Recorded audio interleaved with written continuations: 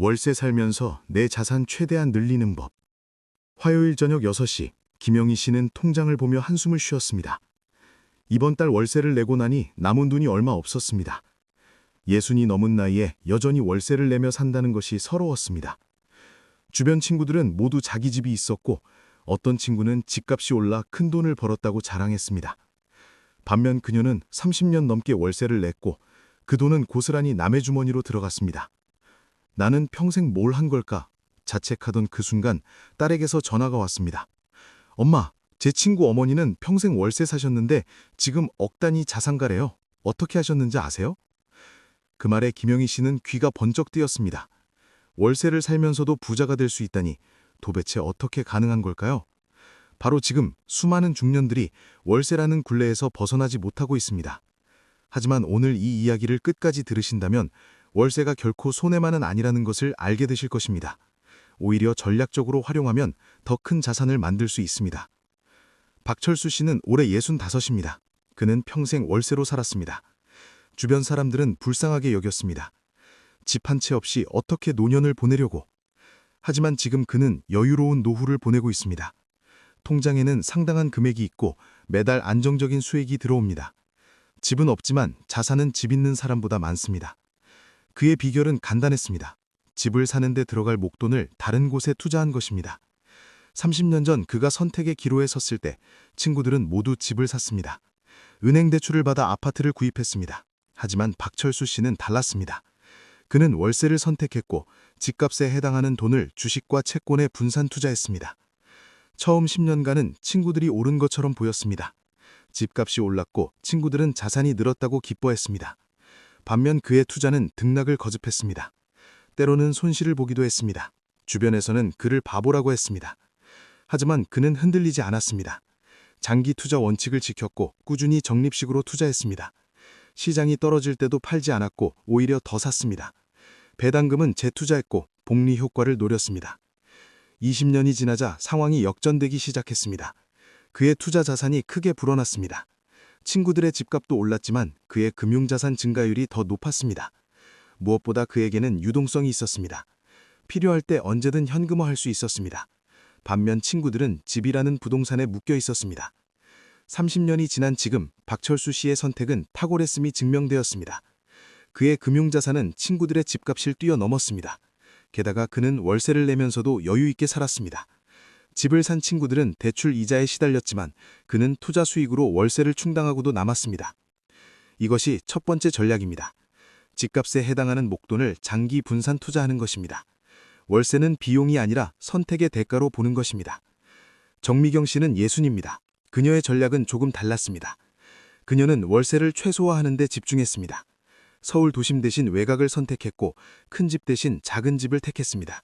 덕분에 월세가 친구들의 절반 수준이었습니다. 여기서 아낀 돈을 그녀는 저축했습니다. 매달 꾸준히 적금을 들었고 1년에 한 번씩 목돈을 만들었습니다. 그 목돈으로 우량주 배당주를 샀습니다. 배당금이 나오면 다시 주식을 샀습니다. 이렇게 눈덩이를 굴렸습니다. 20년이 지나자 그녀의 배당 수익만으로 월세를 낼 수 있게 되었습니다. 실질적으로 무료로 사는 셈이 되었습니다. 그 이후부터는 급여 전액을 저축하고 투자할 수 있었습니다. 자산은 기하급수적으로 늘어났습니다. 지금 정미경 씨는 배당 수익만으로 생활비와 월세를 모두 충당합니다. 국민연금과 배당금을 합치면 여유로운 생활이 가능합니다. 집은 없지만 경제적으로는 풍요롭습니다. 이것이 두 번째 전략입니다. 저렴한 월세로 고정비를 낮추고 그 차액을 배당주에 투자하는 것입니다. 최동욱 씨는 64입니다. 그는 또 다른 방법을 택했습니다. 그는 월세집 근처에서 작은 사업을 시작했습니다. 인터넷 쇼핑몰이었습니다. 초기 비용이 거의 들지 않았고 집에서 운영할 수 있었습니다. 집을 샀다면 목돈이 묶여서 사업을 시작하기 어려웠을 것입니다. 하지만 월세 덕분에 그는 유동성을 확보했고 그 돈으로 사업을 키웠습니다. 사업이 잘 되면서 수익이 늘었고 그 수익으로 다시 사업을 확장했습니다. 10년이 지난 지금 그의 사업은 안정 궤도에 올랐습니다. 매달 상당한 수익이 나오고 그것으로 월세를 내고도 저축할 수 있습니다. 만약 집을 샀다면 목돈이 부동산에 묶여 이런 기회를 잡지 못했을 것입니다. 세 번째 전략입니다. 월세로 유동성을 확보하고 그 돈을 사업이나 창업에 투자하는 것입니다. 강민수 씨는 63입니다. 그의 전략은 더욱 독특했습니다. 그는 월세를 내면서도 부동산에 투자했습니다. 단 자신이 살 집이 아니라 수익형 부동산에 투자한 것입니다. 그는 서울의 비싼 아파트를 사는 대신 지방의 상가와 오피스텔을 샀습니다. 같은 금액으로 여러 채를 살 수 있었고 월세 수익이 발생했습니다. 그 월세 수익으로 자신의 월세를 냈습니다. 실질적으로 무료로 사는 것과 같았습니다. 시간이 지나면서 그는 수익형 부동산을 늘려갔습니다. 임대 수익을 재투자해서 또 다른 부동산을 샀습니다. 지금은 여러 채의 수익형 부동산을 보유하고 있고 임대 수익만으로도 편안하게 삽니다. 네 번째 전략입니다. 거주용이 아닌 수익형 부동산에 투자하는 것입니다. 윤정희 씨는 60입니다. 그녀는 세금에 주목했습니다. 집을 소유하면 재산세, 종부세 등 각종 세금이 나갑니다. 특히 고가주택은 세금 부담이 상당합니다. 하지만 월세로 세면 이런 세금이 없습니다. 그녀는 절세한 금액을 따로 모았습니다. 1년이면 상당한 금액이 되었습니다. 그 돈을 연금 상품에 투자했습니다. 세액공제도 받고 노후 자금도 마련하는 일석이조였습니다. 또한 그녀는 전세 사기나 부동산 분쟁에서 자유로웠습니다. 월세는 계약이 단순하고 분쟁 소지가 적었습니다. 문제가 생기면 이사가면 그만이었습니다. 정신적 스트레스가 훨씬 적었습니다. 다섯 번째 전략입니다. 세금과 관리비를 절약하고 그것을 투자하는 것입니다. 이명숙 씨는 62입니다. 그녀의 전략은 이동성이었습니다. 월세는 쉽게 이사할 수 있는 장점이 있습니다. 그녀는 이것을 활용했습니다. 자녀들이 사는 곳 근처로 자주 이사 다녔습니다. 손주 육아를 도와주고 가족과 가까이 지낼 수 있었습니다. 만약 집을 샀다면 쉽게 이사하기 어려웠을 것입니다. 하지만 월세 덕분에 그녀는 필요에 따라 유연하게 거처를 옮길 수 있었습니다. 이것이 노년의 삶의 질을 크게 높였습니다. 또한 그녀는 건강이 나빠질 때를 대비했습니다. 병원 가까운 곳으로 이사할 계획을 세워놓았습니다. 집을 소유했다면 이런 유연성이 없었을 것입니다. 여섯 번째 전략입니다. 월세의 이동성을 활용해 삶의 질을 높이는 것입니다. 조영수 씨는 65입니다. 그는 심리적 자유에 주목했습니다. 집을 소유하면 그것에 얽매입니다. 집값이 오르내리는 것에 일희일비하고 관리와 수리에 신경 써야 합니다. 하지만 월세는 가볍습니다. 그는 집에 대한 걱정 없이 자유롭게 살았습니다. 여행도 자주 다녔고 취미생활에도 투자했습니다. 집값 걱정에 스트레스 받는 친구들을 보며 오히려 자신의 선택에 만족했습니다. 그가 아낀 정신 에너지를 건강관리에 쏟았습니다. 운동하고 좋은 음식 먹고 스트레스 관리를 했습니다. 덕분에 또래보다 훨씬 건강합니다.